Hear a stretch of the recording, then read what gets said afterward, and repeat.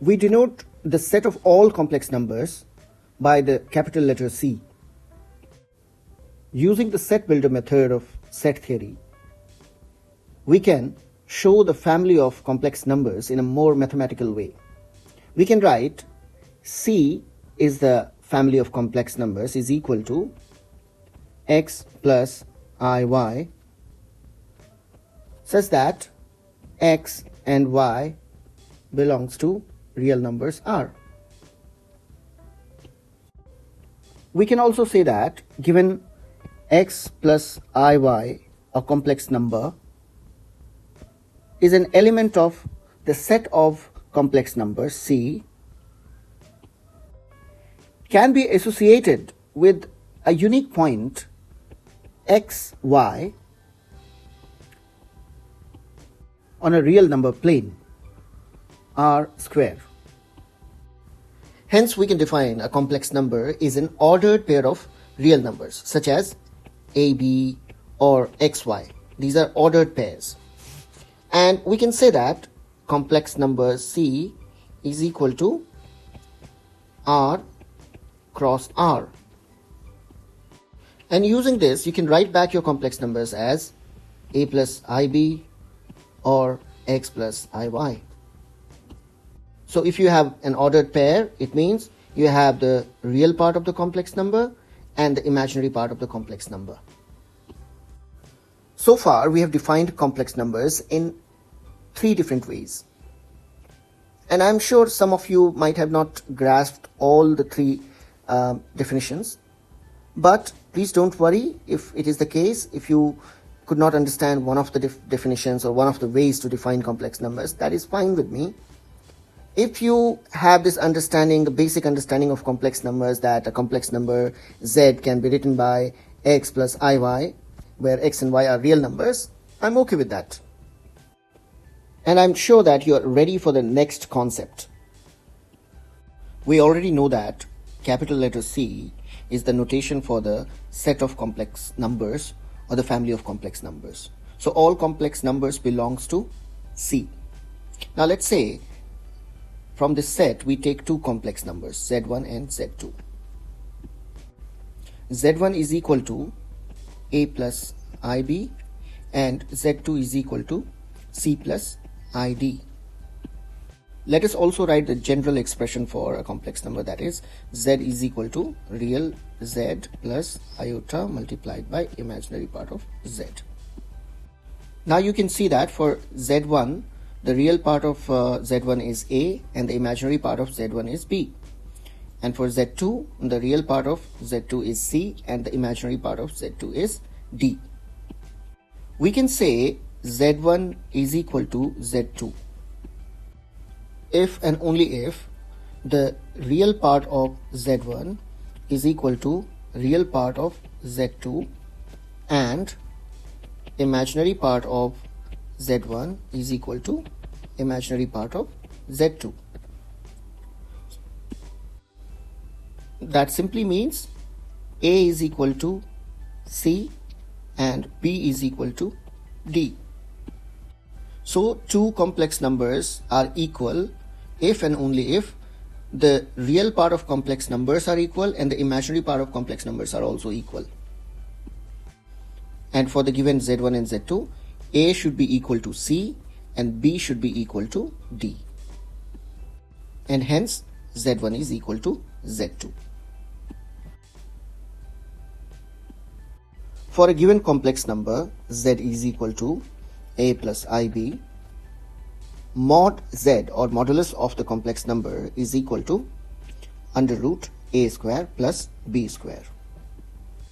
As you can see, we are squaring the both real and the imaginary part A and B. So squaring any real number will give us a non-negative real number. That's why the whole value under root A square plus B square is a non-negative real number. Let us find out the modulus of 3 plus 2 iota. So for that, first of all, we have to put these signs here, which says that we are finding the modulus, and then we will use this formula, that is under root A square plus B square, where A is 3 and B is 2. So we will square 3 and add it with the square of 2, and then we have 3 3s are 9 plus 2 2s are 4, and the modulus is under root 13. Let's take another example. So our complex number is 2 minus 5 iota, and we have to find the modulus. So for that we will use the same formula again. Now here a is 2 and b is minus 5, so we will square 2, and then we will square minus 5, and then we will write 2 2s are 4 plus 5 minus 5 into minus 5 is 25, and the modulus is under root 29. Let me give you a couple of questions for your homework. The first one is 4 minus 3 iota, and you have to find the modulus, and also find the modulus of 5 plus under root 2 iota. You can always post your answers in the comments. Let z is equal to x plus iy is a complex number.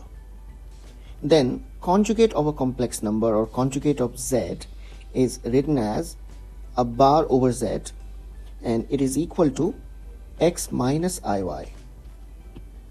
So when we write the conjugate of a given complex number, the real part of the complex number doesn't change.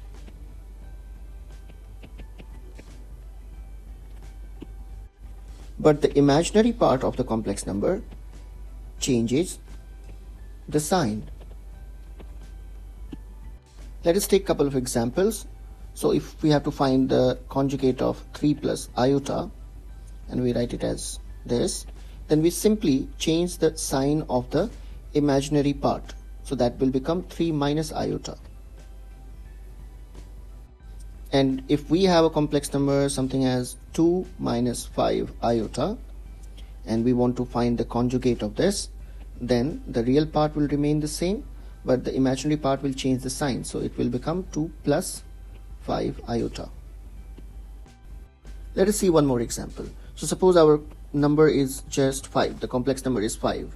So this can be written as 5 plus iota multiplied by 0. Now if we want to find the conjugate, so we will simply put a bar sign over this, and what happens when we do the conjugate, we take the real part as it is and we change the sign of the imaginary part. So then we'll change the sign of the imaginary part, but since imaginary part is 0, there will be no change in the number. So conjugate of numbers like 5 or 7 or minus 30 will be just the same number. But if we want to find the conjugate of, suppose, iota multiplied by 3 by 5, then the conjugate of this number will be minus iota 3 by 5. Why? Because iota 3 by 5 can be written as 0 plus iota 3 by 5. The real part is 0, and if we do the conjugate, we only change the sign of the imaginary part, and that will become 0 minus iota 3 by 5, and simply minus iota 3 by 5. For a given complex number z is equal to a plus ib, the multiplicative inverse of this complex number is written as z raised to the power minus 1.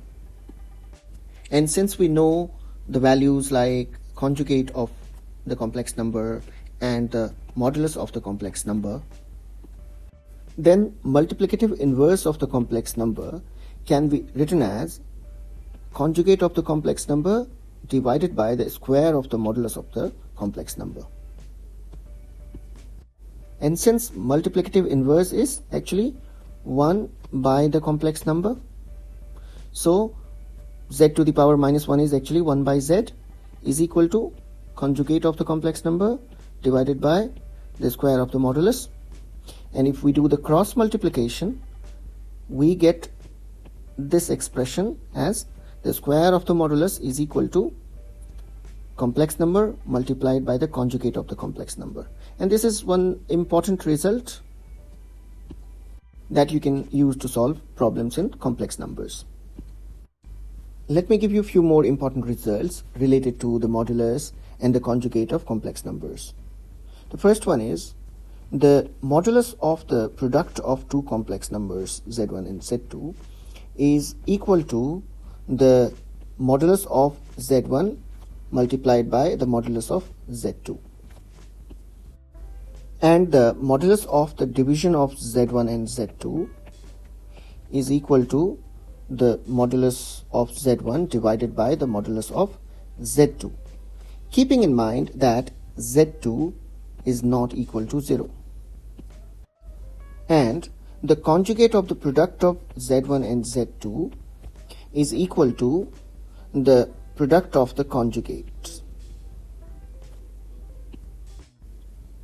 The conjugates of the addition is actually the addition of the conjugates. And same goes with the subtraction. And the conjugate of the division of z1 and z2 is actually the division of the conjugates, provided z2 is not equal to 0.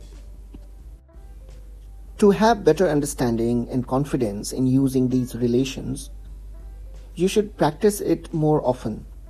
For that, you pick any two complex numbers and substitute them in the given relations. I am sure once you start doing it, you will do more and more.